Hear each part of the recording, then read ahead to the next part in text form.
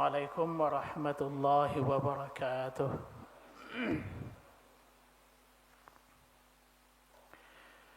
إن الحمد لله نحمده ونستعينه ونستغفره ونتوب إليه ونعوذ بالله من شرور أنفسنا ومن سيئات أعمالنا. من يهده الله فلا مضل له ومن يضلل فلا هادي له. أشهد أن لا إله إلا الله وحده لا شريك له إله الأولين والآخرين وأشهد أن محمدا عبده ورسوله وصفيه إلى خلقه أجمعين. رب اشرح لي صدري ويسر لي أمري واحلل عقدة من لساني يفقه قولي. Bapak-bapak dan ibu-ibu jamaah Masjid Al-Ikhlas rahimakumullahu jami'a. Segala puji dan syukur kita ucapkan hanyalah kepada Allah Subhanahu wa taala atas segala limpahan rahmat dan karunia-Nya yang diberikan kepada kita. Semoga Allah Subhanahu wa taala memberikan taufik kepada kita untuk menggunakan rahmat, nikmat dan karunia yang diberikannya itu untuk gunakan dalam ketaatan kepadanya. Kemudian salawat dan salam kita ucapkan buat junjungan kita Nabi Muhammad sallallahu alaihi wasallam. Allahumma salli wa sallim wa barik alaihi. Semoga selawat dan salam yang senantiasa kita ucapkan tersebut diberi ganjaran oleh Allah Subhanahu wa taala dengan pahala yang berlipat ganda. Sebagaimana disebutkan oleh Nabi sallallahu alaihi wasallam, "Man shalla alayya salatan sallallahu alaihi biha ashra," atau kama qala. Siapa yang mengucapkan salawat untukku, kata Nabi SAW, maka Allah akan membalas salawatnya tersebut 10 kali lipat. Salawat yang dimaksud adalah pujian yang diberikan oleh Allah Subhanahu wa taala di hadapan para malaikatnya. Bapak-bapak dan ibu-ibu hadirin yang berbahagia, melanjutkan kajian kita dari kitab Sahih Imam Bukhari rahimahullahu ta'ala. Kita sudah sampai ke bab yang ke-35 dari kitab Al-Ilm, atau hadis yang ke-101 dari hadis-hadis yang diriwayatkan oleh Imam Bukhari di dalam Sahih beliau.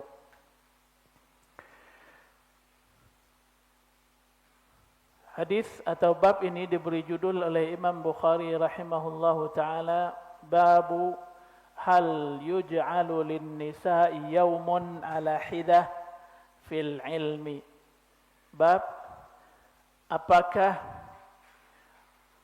diberi atau ditentukan hari khusus untuk wanita untuk menuntut ilmu atau untuk belajar. Bapak dan ibu-ibu hadirin dan hadirat yang berbahagia, berhubung para santri sudah kembali masuk, maka kita kembali ke cara penyampaian atau cara kajian kita sebelumnya, di mana santri membaca terlebih dahulu, baru setelah itu kita jelaskan. Baik, siapa yang baca Hasan? Hasan, baik. Hadis yang ke-101 ya. Langsung setelah baca hadis 101 dengan 102 ya. Dilompat aja enggak apa-apa karena hadisnya nyambung.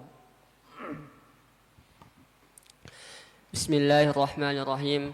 Qala muallif rahimahullahu ta'ala wa nafa'ana bi'ulumi wa ulumi masyayikhina fid dharain amin. Bab hal yuj'alu lin-nisa'i yawmun ala hida fil ilmi. حدثنا آدم قال حدثنا شعبة قال حدثنا ابن الأصبهاني قال سمعت أبا صالح ذكوان يحدث عن أبي سعيد الخدري قالت النساء للنبي صلى الله عليه وسلم قلبنا عليك الرجال فاجعل لنا يوما من نفسك فوعدهن يوما لكيهن فيه فوعظهن وأمرهن فكان فيما قال لهن ما منكن امرأة تقدم ثلاثة من ولدها إلا كان لها حجابا من النار فقالت امرأة واثنين فقال واثنين. حدثنا محمد بن بشار قال حدثنا غندار قال حدثنا شعبة عن عبد الرحمن بن الأسبهاني عن ذكوان عن أبي سعيد الخدري عن النبي صلى الله عليه وسلم بهذا. وعن عبد الرحمن بن الأسبهاني قال سمعت أبا حازم عن أبي هريرة قال ثلاثة لم يبلغوا الحنث. Baik. Hadis ini hadis yang ke-101 berbicara atau diberi judul oleh Imam Bukhari rahimahullahu taala, apakah perlu ditentukan hari khusus untuk wanita guna belajar ilmu agama.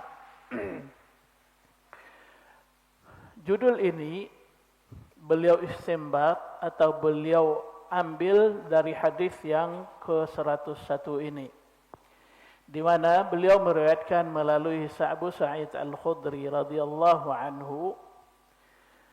Abu Sa'id radhiyallahu anhu mengatakan, para wanita berkata kepada Nabi sallallahu alaihi wasallam, "Ghalabana 'alaikar rijal." Para lelaki mengalahkan kami untuk menemuimu. Ini keluhan dari para wanita, di mana Nabi sallallahu alaihi wasallam lebih besar waktunya atau banyak waktunya untuk memberikan pengajaran kepada para lelaki atau kaum pria. Maka para wanita atau para sahabiat meminta kepada Nabi sallallahu alaihi wasallam untuk dibuatkan hari khusus bagi mereka. Faj'al lana yawman min nafsika.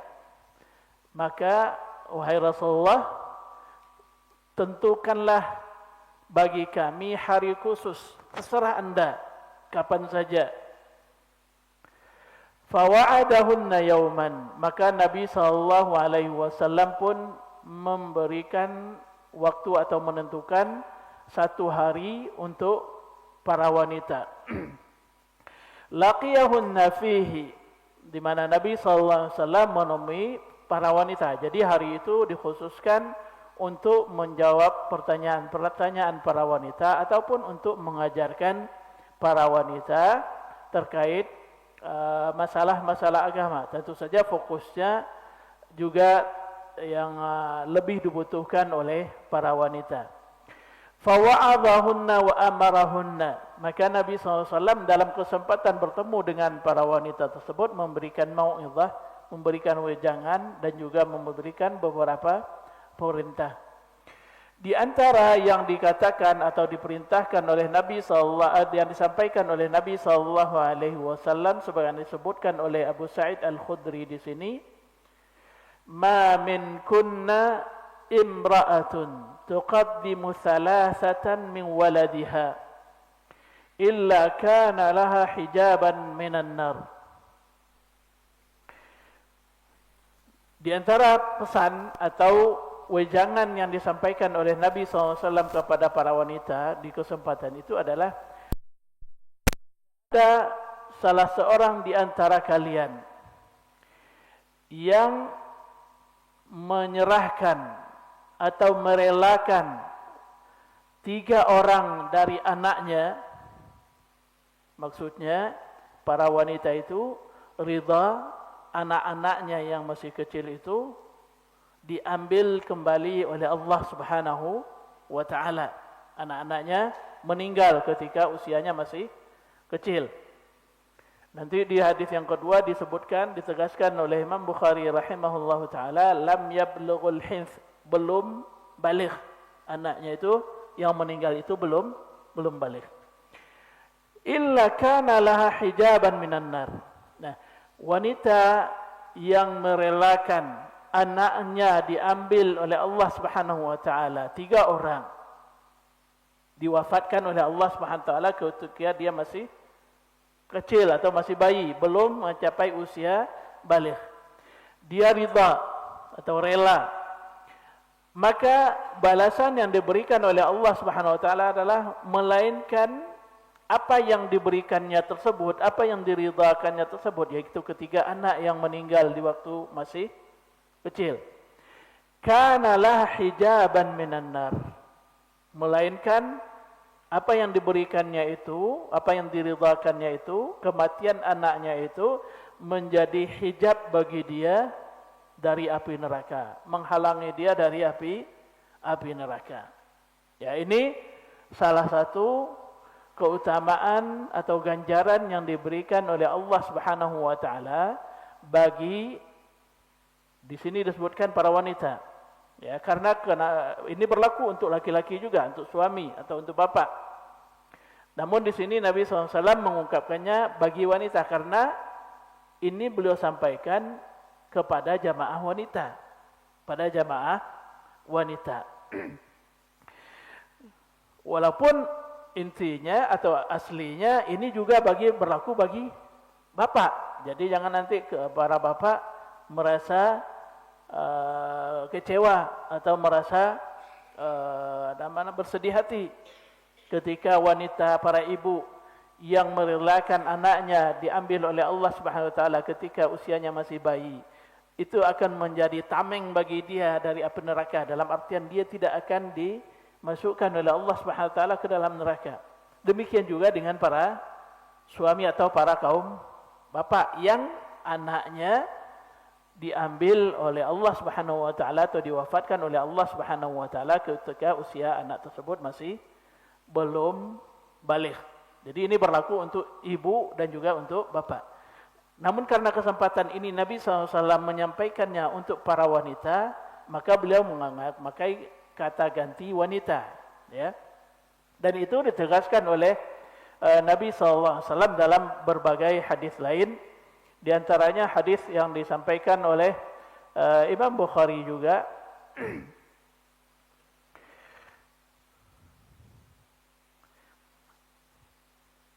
di mana Nabi SAW mengatakan, la yamutu li ahadim minal muslimina thalathatun minal waladi tamassuhun naru illa tahillatal qasam. Tidaklah mati atau meninggal 3 orang dari anak kaum muslimin, dari seorang muslim yang meninggal 3 anaknya. Tamassuhun nar, dia tidak akan disentuh oleh neraka. Illa tahillatal qasam, kecuali hanya untuk sekedar menghalalkan qasam, dalam arti Allah Subhanahu wa taala pernah bersumpah di dalam Al-Qur'an dengan mengatakan wa im minkum illa wariduha, setiap kalian pasti akan mendatangi neraka atau melewati neraka. Jadi orang yang meninggal 3 orang anaknya, baik dia laki-laki ataupun perempuan, karena Nabi SAW mengatakan la yamutu li ahadim minal muslimina thalathatun minal walad. Tidaklah seorang muslim meninggal 3 orang anaknya, dia tidak akan disentuh oleh neraka illa tahillatal qasam, kecuali hanya sekadar untuk menghalalkan sumpah Allah sebelumnya, yaitu Allah pernah bersumpah bahwasanya setiap manusia pasti akan melewati neraka. Hanya untuk itu, bukan untuk diazab atau untuk disiksa. Kalau seandainya orang yang anaknya meninggal tersebut ridha, mengharapkan pahala dari Allah Subhanahu wa taala, bersabar dengan kematian anaknya tersebut. Bukan nanti dia ketika anaknya meninggal kemudian dia mengumpat atau tidak ridha atau mencela Allah Subhanahu wa taala atau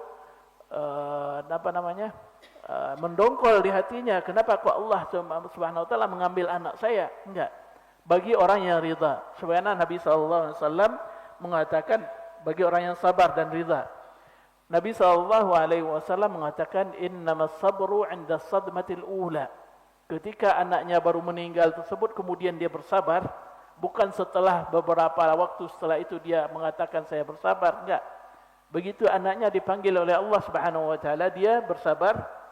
Inna lillahi wa inna ilaihi raji'un. Istirja' dia kepada Allah Subhanahu wa taala dan dia meridhakannya, maka Allah Subhanahu wa taala akan mengganjarnya dengan menjadikan anak tersebut sebagai tameng bagi dia dari api neraka. Baik, Bapak dan Ibu-ibu hafizakumullah taala. Jadi di sini Nabi SAW menyebutkan 3 anak ya yang akan menjadi tameng bagi seorang muslim dari api neraka. Faqalat imra'atun. Kemudian ada lagi wanita yang bertanya. Kalau tadi Nabi SAW mengatakan 3, kemudian wanita lain bertanya, wasnatain. Mereka minta, bagaimana dengan yang 2 orang ya Rasulullah? Apakah itu juga bisa menjadi penghalang bagi dia untuk masuk neraka? Apa kata Nabi SAW? Faqal wasnain. Nah, tadi wasnain ya, bukan wasnatain. Wasnain. Nabi SAW mengatakan, ya, dan 2 pun demikian. Jadi walaupun 2 yang meninggal dan orang tuanya bersabar, maka Allah Subhanahu wa taala menjadikan anak tersebut sebagai tameng bagi dia dari neraka. Jadi anak yang meninggal itu mau laki-laki ataupun perempuan, karena kata-kata walad dalam bahasa Arab itu mencakup laki-laki ataupun perempuan. Jadi anaknya laki-laki ataupun perempuan, enggak masalah. Maka disebutkan di sini wasnain, dan 2 orang dari anak laki-laki atau anak pun perempuan, karena kata-katanya adalah al-walad. Kemudian dalam riwayat lain yang diriwayatkan oleh Imam At-Tabarani, Nabi SAW ditanya bagaimana dengan yang satu orang yang meninggalnya cuma 1 orang. Maka Nabi SAW pun terdiam beberapa saat, kemudian beliau menjawab, dan juga satu orang. Jadi intinya di sini adalah bahwasanya orang yang sabar dan ridha ketika anaknya meninggal di usia masih kecil, masih bayi, atau belum sampai mencapai usia baligh, maka itu dijanjikan oleh Nabi SAW, anak tersebut akan menjadi tameng bagi dia dari api neraka.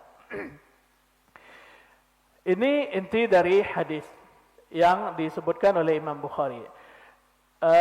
Terkait dengan judul bab yang disebutkan oleh Imam Bukhari di sini, apakah para wanita berhak untuk meminta dikhususkan hari bagi mereka untuk belajar ilmu agama? Berdasarkan hadis ini, maka hal itu sah-sah saja.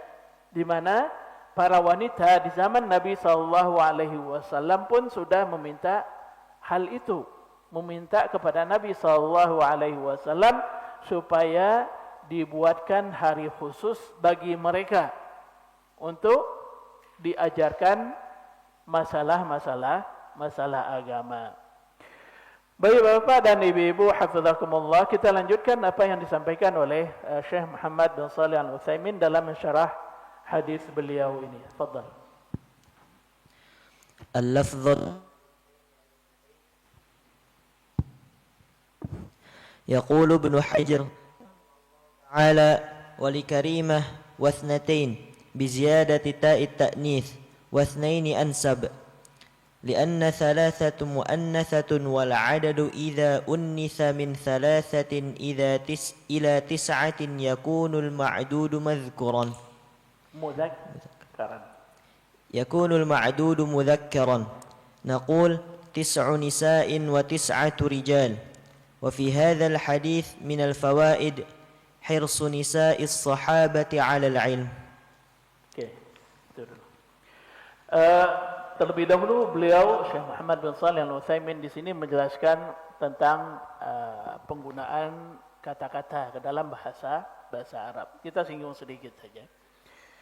Apakah lafaz yang digunakan isnain atau isnatain? Ibnu Hajar rahimahullahu taala mengatakan ada riwayat lain di Imam Bukhari di sini menggunakan lafaz isnain. Menggunakan lafaz isnain. Maka dikatakan faqalat imra'atun wasnain, faqal wasnain. Ya. Namun dalam riwayat lain melalui riwayat Al-Karimah ada penggunaan lafaz wasnataini. Ada ta ta'nisnya. Jadi beda antara isnain dan isnataini. Syekh Muhammad bin Shalih Al-Utsaimin mengatakan lafaz isnain itu lebih pas. Kenapa? Karena tadi dikatakan dalam lafaznya min walad, ya, min waladiha. Dalam lafaz hadis salasatan min waladiha. Walad itu dalam bahasa Arab namanya isim mudzakkar. Isim mudzakkar. Isim mudzakkar apabila dia bertemu dengan bilangan antara 1 dengan 2, maka dia harus sama-sama. Mudzakkar sama mudzakkar, muannas sama muannas. Jadi lafaz walad tadi dia mudzakkar, maka pasangan yang cocoknya adalah isnain, bukan isnatain. Demikian juga kalau 1, walad wahid, bukan wahidah. Ya. Jadi itu khusus untuk 1 dan 2. Kemudian dari 3 sampai 10 harus berlawanan. Harus berlawanan. Kalau kalimat yang dihitung itu adalah mudzakkar, walad tadi menjadi aulad kan, tapi asalnya walad. Maka kata 3-nya harus bentuknya muannas. 3, 4 sampai 10 harus muannas. Jadi dikatakan salah satu aulad. Salah satu aulad, bukan salah satu aulad. Jadi di situ harus berlawanan. Itu kalau bilangannya 3 sampai 10. Kalau yang dihitungnya itu muannas, misalnya bintun muannas, menunjukkan perempuan, atau madrasatun muannas, maka kata yang cocoknya adalah salasu madaris atau salasu banat, dibuat mudzakkar kata bilangnya atau kata yang menunjukkan angkanya dalam bentuk mudzakkar. Kalau yang dihitung adalah muannas. Ini sekedar dari penggunaan tata bahasa saja. Nah, di sini Nabi SAW kan mengatakan walad. Makanya saya mengatakan kalimat isnain itu lebih pas daripada isnataini. Kenapa? Karena walad adalah isim mudzakkar atau muannas? Mudzakkar. Maka pasangannya juga mudzakkar. Makanya beliau mengatakan wal adad lianna thalathah muannas wal adad idza unnitha min thalatha ila tis'ah yakunul ma'dudu mudzakkaran. Jadi kata-kata salasah itu adalah bentuknya muannas. Maka berarti yang dibilang karena 3 yang cocoknya juga mudzakkar karena dia harus berlawanan. Ya, jadi salasah min wal. Makanya Nabi SAW mengatakan la ma minkum imra'atun tuqaddimu salasatan. Beliau mengungkapkan dengan kalimat salasah karena yang dihitung adalah walad, bukan bint, bukan banat. Ya. Maka demikian juga dengan lafaz isnin, maka yang cocoknya isnin karena untuk 1 dan 2 harus sama dia, bukan berlawanan. Ya. Saya kira mudah-mudahan bisa dipahami ya, walaupun dalam sekilas. Kemudian faedah yang pertama yang beliau sebutkan di sini, hirsu nisa'in sahabah 'alal ilmi.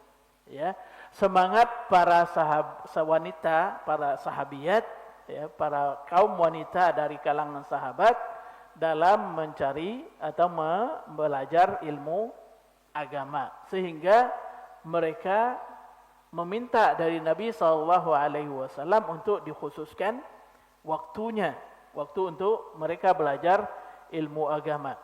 Kemudian di samping itu mungkin faedah lain juga terkait dengan ini juga, ketika para wanita meminta waktu dari Nabi SAW, waktu khusus untuk mereka, ini juga sekaligus memberikan isyarat kepada kita bahwasanya belajar itu jangan sampai terjadi ikhtilat antara laki-laki dengan perempuan.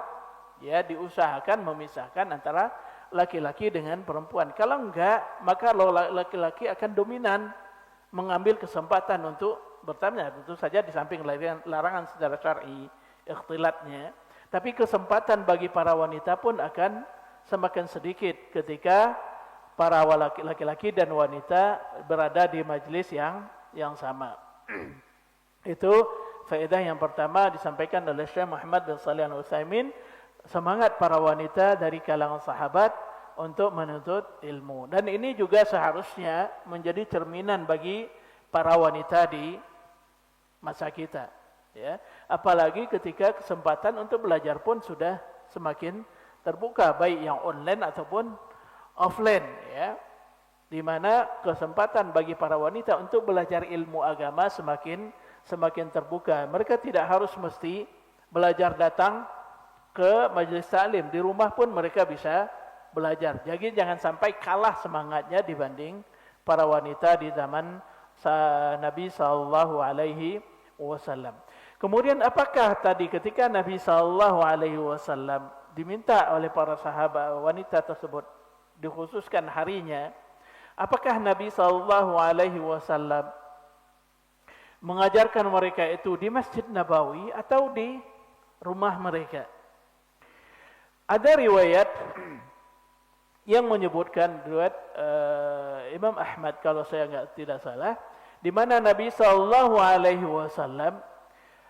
menentukan salah satu rumah dari wanita itu sendiri, dari kumpulan para wanita tersebut. Kemudian Nabi SAW menyebutkan nanti hari fulan, hari tertentu di rumah si fulan. Dan ada juga riwayat mengatakan bahwasanya Nabi SAW mengajari mereka itu di Masjid Nabawi, di Masjid Nabi SAW. Jadi tidak masalah apakah mau diajarkan di masjid kalau di zaman sekarang, apakah mau diajarkan di masjid taklimnya, ataukah di sekolah, ataukah di aula tertentu, atau di rumah salah seorang wanita, itu tidak jadi masalah. Yang inti utamanya adalah semangat untuk belajar ilmu agama. Baik, kita lanjutkan. وفيه أيضا أن أكثر من يواجه النبي صلى الله عليه وسلم بالتعليم هو الرجال، فيدل على أن المرأة لا تساوي الرجل في العلم، لا في تحمله ولا في نشره ولا في العمل به ولا في الدعوة إليه. Ya, ini faedah yang kedua yang disebutkan oleh Syekh Muhammad bin Shalih Al-Utsaimin rahimahullahu taala, bahwasanya yang banyak berhadapan dengan Nabi SAW dalam belajar adalah para lelaki, kata beliau. Ini menunjukkan, kata beliau, bahwasanya para wanita atau wanita ini secara umum, ya, berbicara secara umum. Wanita itu tidak sama dengan laki-laki dalam mencari ilmu, dan juga tidak sama dalam menangkapnya atau mencerna ilmunya, dan juga dalam menyebarkan ilmu tersebut, serta juga tidak sama dalam mengamalkan dan berdakwah. Jadi secara umum beban lebih besar berada di pundak laki-laki, baik untuk belajar, mengajarkan, ataupun mengamalkan. Ini berlaku secara umum. Bukan berarti ketika ada wanita tertentu yang dia itu lebih berilmu dari sebahagian laki-laki, ini berlawanan dengan hadis, tidak. Ini sifatnya adalah umum, ya. Ini sifatnya umum. Karena kita juga tidak bisa pungkiri bahwasanya ada di antara wanita itu yang di mana dia lebih mengetahui ilmu agama dibanding laki-laki. Sebagai contoh, Bunda Aisyah radhiyallahu anha itu termasuk wanita yang faqih dalam masalah ilmu agama. Keilmuan beliau jauh lebih tinggi dibanding beberapa sahabat yang lain. Bukan berarti dari semua sahabat, ya. Tapi ini hanya berlaku untuk orang-orang tertentu yang memang diberi Allah Subhanahu wa taala taufik untuk belajar ilmu agama. Tapi secara umum tanggung jawab laki-laki, kemampuan laki-laki untuk menangkap ilmu, menyebarkan ilmu dan mendakwahkannya itu lebih besar dibanding wanita. Jadi ini khusus kepada bapak-bapak, kewajiban ada di pundak kita itu lebih besar daripada wanita, ya. Tapi jangan nanti merasa minder juga ketika ternyata istri lebih paham masalah agama dibanding kita. Justru itu seharusnya memacu kita untuk lebih memahami masalah agama atau belajar masalah agama lebih giat lagi, mendengarkan kajian-kajian ataupun membaca dari buku-buku yang ada. Jadi faedah yang disebutkan di sini adalah sifatnya umum, ya, bersifat umum. Baik, lanjut faedah selanjutnya. Wa min fawaidihi aidan annahu yajuzu lil 'alim bal min as-sunnati an yatawadha'a idza talabahu qaumun an yahdura ilaihim faya'idhuhum. Wa min dhalik ma huwa hadithu as-sa'ati al-an 'an al-marakiz allati takunu fi hadhihi al-ijazati ya'tun al-ulama yatlubuna minhum an yatu ilaihim yatakallamuna 'indahum bima yanfa'. فنقول إذا خرج الرجل إلى هؤلاء وعلمهم فله في رسول الله صلى الله عليه وسلم أسوة حسنة لأن النبي صلى الله عليه وسلم أجاب النساء فخرج إليهن. Ya. Ini faedah selanjutnya, beliau mengatakan seorang alim, seorang syekh, seorang ustaz, seorang kiai apabila diminta oleh jamaah atau diminta oleh kumpulan ibu-ibu atau kajian bapak-bapak, diminta untuk hadir ke majlis mereka. Bukan, enggak mesti harus di masjid, ke majlis mereka mengadakan kegiatan. Atau mungkin anak-anak muda melakukan kegiatan misalnya camping dan sebagainya. Kemudian mereka minta untuk di antara acara mereka adalah mengisi kajian keagamaan. Kemudian mereka meminta salah seorang ustaz untuk mengisi di tempat kegiatan mereka. Maka hal itu boleh dilakukan. Bahkan beliau mengatakan di sini, bahkan minas sunnah adalah termasuk sunnah Nabi SAW apabila seorang alim itu dia tawadhu, rendah hati apabila dia diminta oleh sekelompok orang untuk hadir ke tempat mereka dan memberikan wejangan, memberikan kajian, memberikan mau'izah. Jadi apabila ada seorang alim diundang untuk mengisi kajian di tempat kegiatan yang dilakukan oleh sekelompok orang, baik laki-laki, wanita, anak muda, kan biasa acara-acara misalnya ada pesantren kilat diadakan misalnya di Puncak atau di manapun dia. Kemudian didatangkan seorang ustadz untuk mengisi kajian mereka. Makanya di sini Syekh mengatakan termasuk sunnah Nabi SAW apabila seorang alim itu diundang untuk mengisi kajiannya, dia mendatanginya. Jangan merasa bahwasanya, oh saya kan orang yang berilmu, seharusnya mereka yang datang kepada saya, bukan saya yang datang kepada mereka.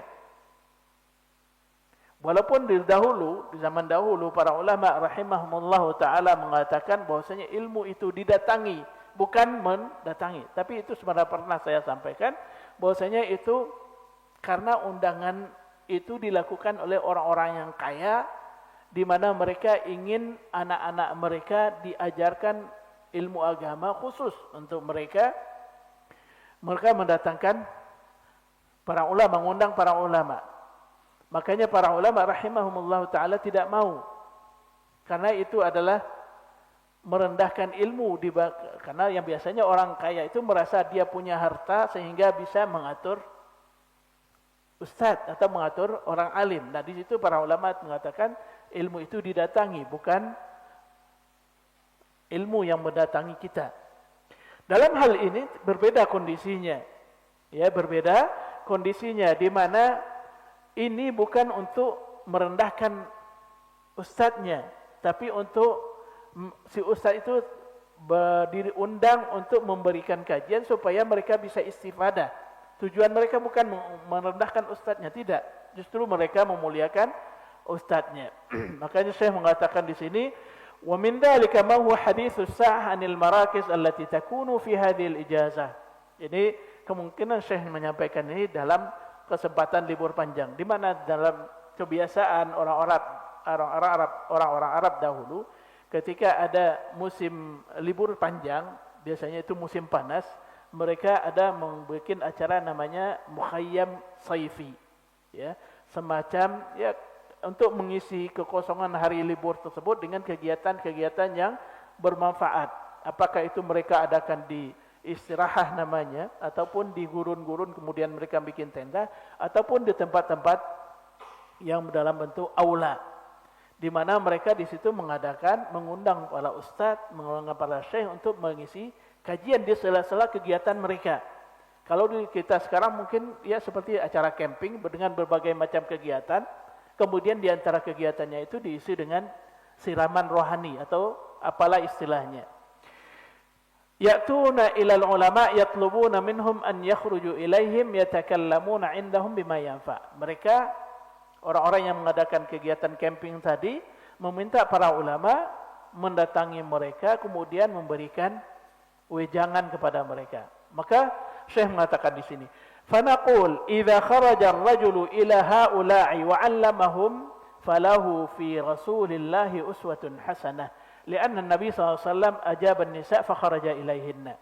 Di sini Syekh mengatakan di sini, apabila yang diundang tersebut mendatangi para pengundang ataupun para syabab ataupun majlis taklimnya, maka itu tidak menjadi masalah. Kenapa? Karena Nabi SAW sudah pernah memberi contoh. Bagaimana Nabi SAW mendatangi para wanita tadi berdasarkan permintaan mereka. Jadi di sini saya seolah-olah mengisyaratkan bahwasanya Nabi SAW di sini memberikan wejangan kepada wanita di tempat mereka, bukan di Masjid Nabawi atau di Masjid Nabi SAW.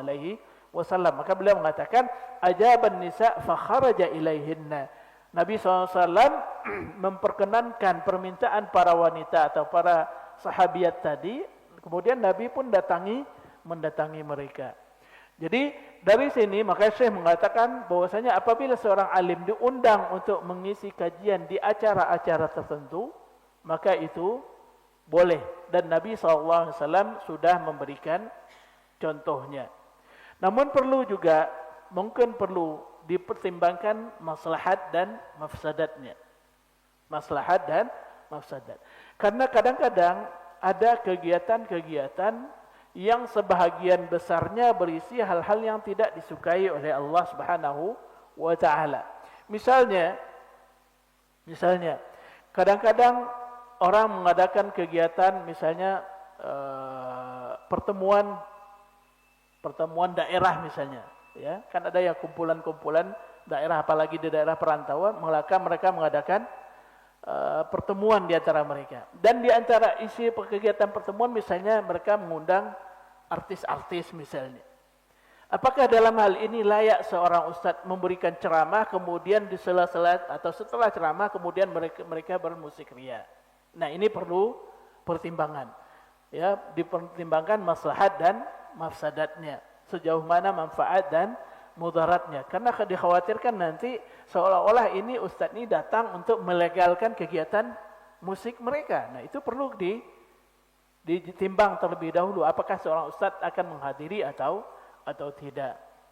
Baik, sebelum kita lanjut faedah selanjutnya, kita dengarkan adzan terlebih dahulu insyaallah.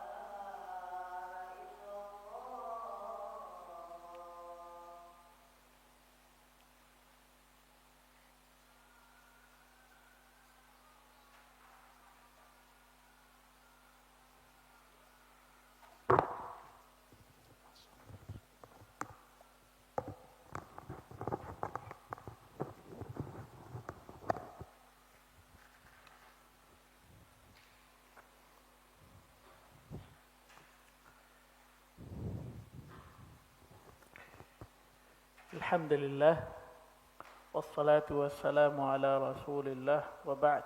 Kita lanjutkan sedikit lagi atau kita jawab pertanyaan dulu kalau ada. Ya.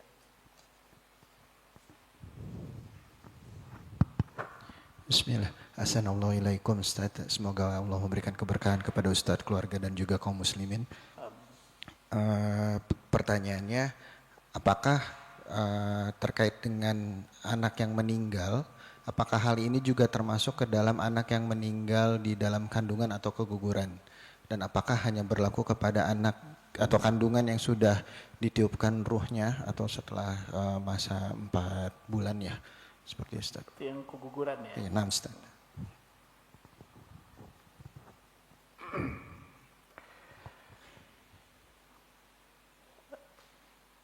Jadi pertanyaannya di sini, di dalam hadis disebutkan anak yang meninggal. Apakah dalam hal ini wanita yang keguguran, ya wanita yang keguguran juga mendapatkan pahala yang seperti itu, ya pahala yang seperti disebutkan dalam hadis Nabi sallallahu alaihi wasallam. Kalau kita melihat kepada kaidah-kaidah syar'iyyah, apabila seorang sudah ditiupkan roh ke dalam jasadnya atau janin tersebut sudah ditiupkan roh, maka secara hukum syar'i dia sudah dihitung sebagai anak, sudah dihitung sebagai anak.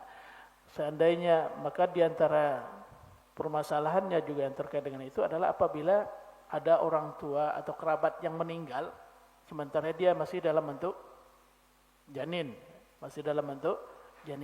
maka tetap dipertimbangkan hak dia. Maka dalam pembagian warisan, harta tersebut disiapkan atau ditinggalkan porsi terbesar yang kemungkinan akan didapatkan oleh anak yang ada dalam perut ibunya atau di dalam rahim ibunya. Jadi kalau seandainya ada kerabatnya meninggal, misalnya saudaranya meninggal atau mungkin ayahnya meninggal, maka kemungkinan dia untuk mendapatkan warisan besar kan. Bisa jadi dia kandungannya itu adalah anak perempuan, ada anak laki-laki, kembar mungkin laki-laki perempuan, atau 2 orang perempuan, semuanya itu diperhitungkan. Mana porsi terbesar, maka itu hartanya, warisannya disimpan, ditahan dulu, tidak boleh dibagi. Lebih dari itu silakan dibagi. Jadi tetap dipertimbangkan secara syariat. Kalau kita melihat kepada hal itu, maka wanita yang keguguran ketika anaknya sudah ditiupkan rohnya, masuk dalam kategori sebagai wanita yang anaknya gugur. Tapi kalau kita lihat lagi ke lafaz hadis, di mana Nabi sallallahu alaihi wasallam menjelaskan di dalam riwayat Bukhari yang lain, lam yablughul hulum, atau di dalam riwayat Imam Muslim juga seperti itu, lam yablughul hins, lam yablughu al-hins, dalam arti belum mencapai usia baligh. Maka yang dimaksud adalah anak-anak yang memang dia sudah lahir ke dunia. Dan juga kita perhatikan biasanya kesedihan yang dialami oleh orang tua anaknya yang meninggal ketika dia masih dalam bentuk janin atau keguguran, dibandingkan dengan anak yang sudah lahir, apalagi yang sudah sedang sedang asik-asiknya, seperti orang bilang sedang lucu-lucunya. Kesedihan yang dialami oleh orang tua tentu lebih besar dibandingkan yang ketika dia masih janin atau keguguran.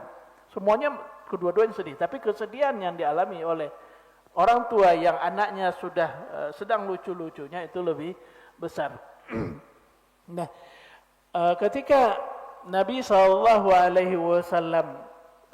menjelaskan itu, lam yablughul huns, kenapa kok porsinya adalah anak, bukan Mestinya yang sudah dewasa, bukan yang sudah dewasa. Walaupun dalam hadis lain juga ada nanti yang diriwayatkan oleh Imam Bukhari, ada siapa saja di antara orang yang sangat disayanginya meninggal, menjadi hijab bagi dia di neraka. Jadi kalau kita lihat dari lafaz hadis ini saja, maka dia tidak masuk. Tapi kita berharap dengan berdasarkan kaidah-kaidah umum dari syariat, kemudian juga dalam riwayat lain yang disebutkan oleh Imam Bukhari, di mana Nabi sallallahu alaihi wasallam mengatakan malil abdil mu'min mali abdil mu'min indi jazaa'un idza qabattu safiyahu min ahli dunya thumma ihtasabahu illa al jannah. Tidak ada balasan bagi hambaku yang beriman, kata Nabi SAW, apabila, ini firman Allah dalam hadis qudsi, apabila aku ambil orang tersayang dia. Nah, di situ dalam hadis ini Nabi SAW dalam hadis qudsi ini tidak disebutkan apakah dia masih bayi atau sudah dewasa atau mungkin masih janin itu. Yang penting orang yang sangat disayanginya diambil oleh Allah Subhanahu wa taala. Beliau mengatakan, Allah mengatakan min ahli dunia. Siapapun dia dari orang dunia, tapi dia termasuk orang yang sangat disayanginya. Kemudian kata Allah, "Tsumma ihtasabahu", kemudian dia ihtisab. Ini penting kuncinya. Kemudian dia ihtisab, mengharapkan pahala dari Allah Subhanahu wa taala terkait musibah yang menimpanya. Ihtisab ini pentingnya. Dia ihtisabul ajr, mengharapkan pahala dari Allah, ridha dengan keputusan yang diambil oleh Allah dengan mengambil orang yang dicintainya itu, illa al-jannah. Balasannya tidak lain dan tidak bukan adalah surga, kata Allah Subhanahu wa taala. Ini dalam hadis diriwayatkan oleh Imam Bukhari dalam riwayat yang lain ya, bukan di bab ini. Di bagian-bagian akhir kitab Sahih Imam Bukhari. Nah, berdasarkan keumuman ini, maka ini berlaku bagi siapa saja. Tidak mesti anak yang belum berusia balik, juga tidak mesti sudah dewasa, siapa saja. Nah, karena Nabi SAW mengatakan min ahli dunia, jadi siapapun dia, orang yang sangat disayanginya. Maka kalau itu ketika dia mendapat musibah, dia meridha dengan musibah tersebut, mengharapkan pahala dari Allah SWT, maka Allah akan memberikan ganjaran dalam bentuk surga.